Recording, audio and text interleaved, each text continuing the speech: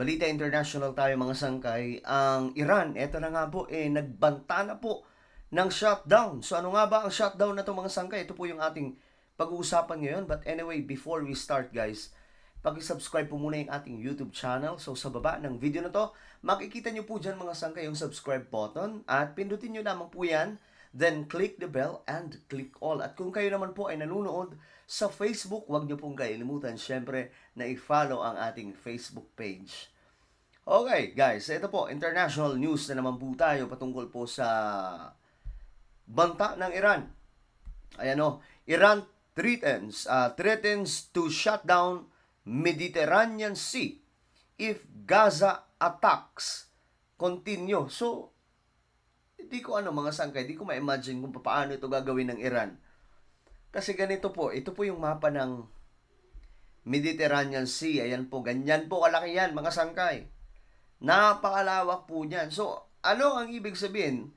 Na ito po yung Iran, no? Tingnan nyo yung mapa, ito po yung Iran. So, ano ang minimin ng Iran, mga sangkay? Nahaharangin nila itong Mediterranean Sea. Ganun ba sila ka-powerful?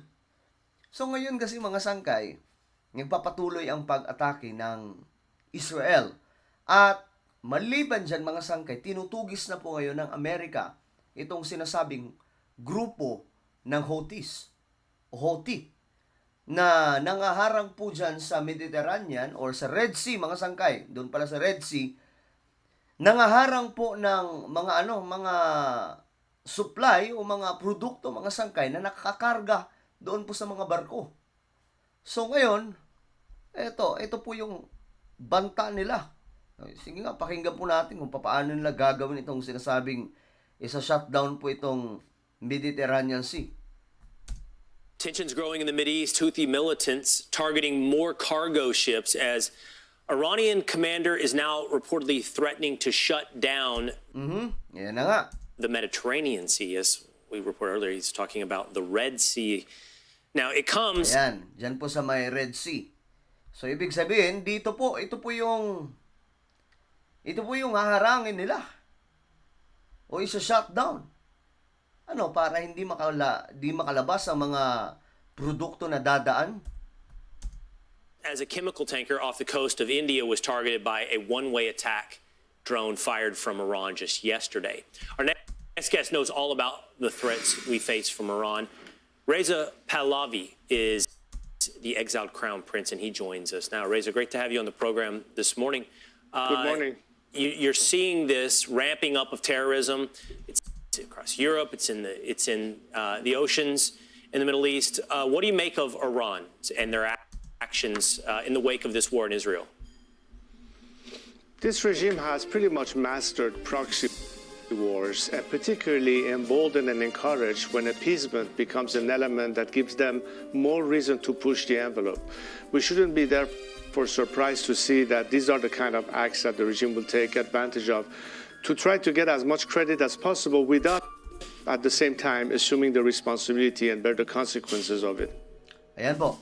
Ito pong nakikita niyong picture mga sangkay. Ito po yung larawan ng pag-atake nitong Houthi sa isa pong malaking barko na dumaraan dyan sa Red Sea.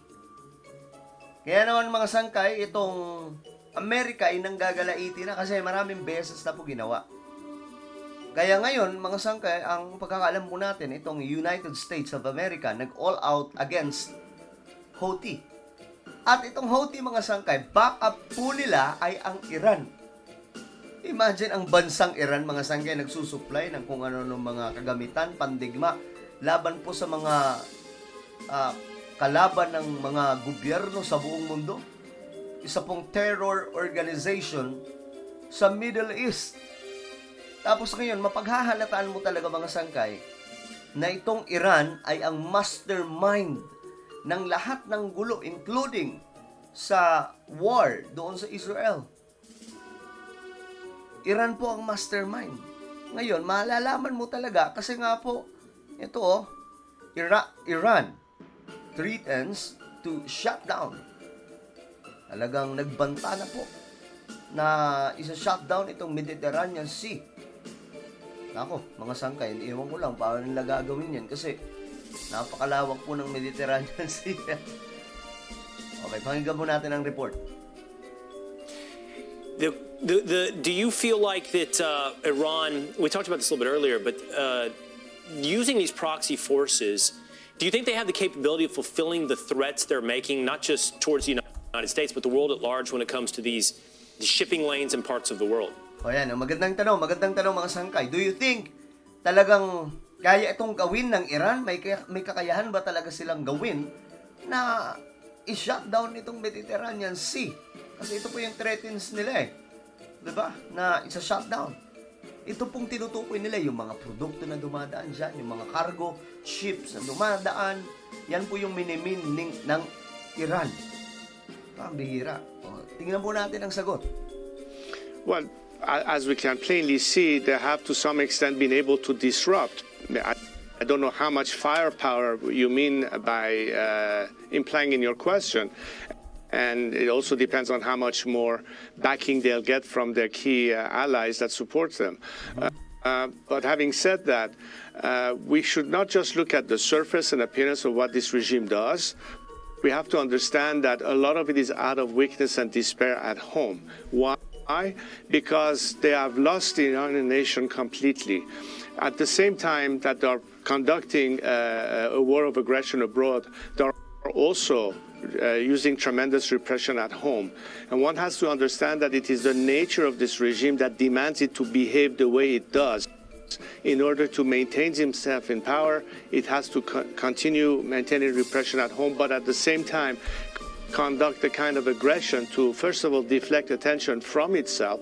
And this is why they use proxy wars to achieve that exactly, whether it is Hamas or Hezbollah or any other proxies that they support, including the Houthis.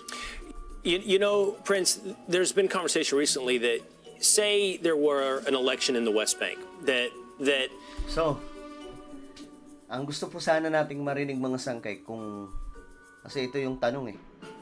Ang tanong dito kung talaga nga bang may kakayahan itong Iran, oh. Tingnan po natin yung tanong. Do you think they have the capability of fulfilling the threats they're making, not just towards the United States, but the world at large when it comes to these shipping lanes and parts of the world? Yan yung tanong na hindi po ganong hindi po nasagot gaano mga sangkay. So, sa madaling sabi, tingin ko lang wala po talagang kakayahan itong Iran na gawin yan. Mga sangkay, imposibleng magawa nila yan. Yan po, paano nila haharangin yan? At kapag ginawa talaga nila yan, mga sangkay, sa Red Sea, kapag ginawa ng Iran yan, malaking gulo yan. Makakalaban po nila yung mga malalakas na bansa. Kasi yun po yung sinusuplayan. Yun po, yung mga patawid-tawid na mga barko, mga sangkay na cargo ships. Nagsusupply po sila ng mga produkto, especially yung oil, papuntang western at iba pang mga bansa, mga sangkay. At kung gagawin ito ng Iran, para na po silang nag-declare ng war against western countries. Kaya ang tanong dito, kaya ba nilang panindigan yan? Kung sakali, gagawin po nila ang shutdown sa Mediterranean Sea. Well, ano po ang inyong opinion mga sangkay? Just comment down below. And now guys, I invite you, please subscribe my YouTube channel, Sangkay Revelation. Lalo na po yung mga born again Christians dyan, no? Hanapin nyo lamang po ito sa YouTube kasi nag-upload po ako dito ng mga video patungkol po sa Biblia at patungkol po sa mga nangyayari sa panahon natin ngayon related po sa Bible prophecy. So, just subscribe, click the bell, and click all kapag nakita nyo na po ito sa YouTube. So, ako na po yung magpapaalam hanggang sa muli. This is me, Sangkay Janjan. Palagi nyo pong tatandaan that Jesus loves you. God bless everyone.